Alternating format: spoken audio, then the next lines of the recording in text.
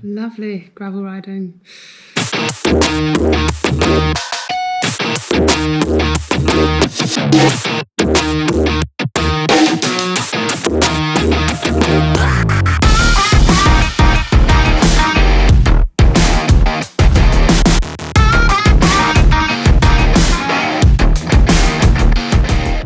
So I generally use gravel riding now for my easy rides, or if I just fancy something a bit different. Obviously, when you're doing quite a lot of bike miles a week, it's quite nice to do something that you're not really thinking about how far you've gone or how hilly it is, or just going out on the same routes that you've done a lot. So I found gravel has been really nice. There's something a bit different to do. It's obviously, the gravel bike's got really quite low gearing, so you can actually go really easy, even if it's really hilly. It's been really nice to explore new places. So obviously you can go off the road.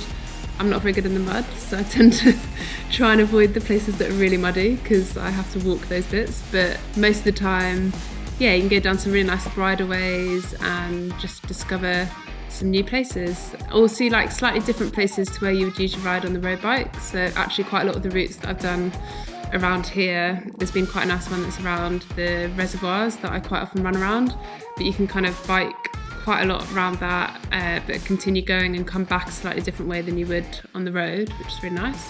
Or it just gives you that freedom to be able to go out and kind of go almost wherever you want. So I did a bit of bike touring on the gravel bike last year, a little bit up in Scotland around Aviemore, which is amazing, just like miles of beautiful gravel trails that just go on forever, but also a little bit around the Lake District as well, which actually a lot of that was more mud than than gravel, but still gives you that freedom to kind of do a little bit on the road, do a little bit on gravel, and kind of just mix it up a little bit. So it's really nice.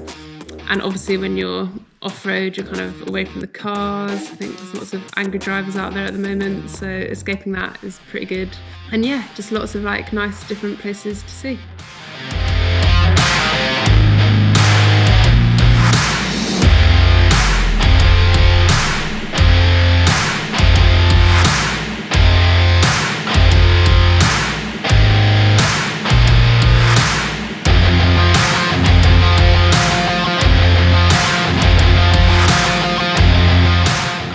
So, essential kit for gravel riding, gravel bike, or obviously you can also use a bit of a cross bike, or you could do quite a lot of gravel biking on a mountain bike. But I've got this lovely Scott. It's got like nice wide handlebars, very comfy, got proper gravel tyres, which are an absolute dream when you're used to normal road tyres on the British roads.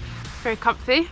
Other essential kit, you need different shoes probably to what you've got on the road bike, because there's different cleats. So because you're probably clipping in and out, you want it to be a bit easier, so you get like proper, I don't even know what they're called, but other cleats. 2-volt cleats apparently. In terms of that, everything else you can use just like normal kit. Again, probably quite a lot of the time it's going to be a bit wetter or muddier, so you might want to think about what you've got on below, wrap up warm.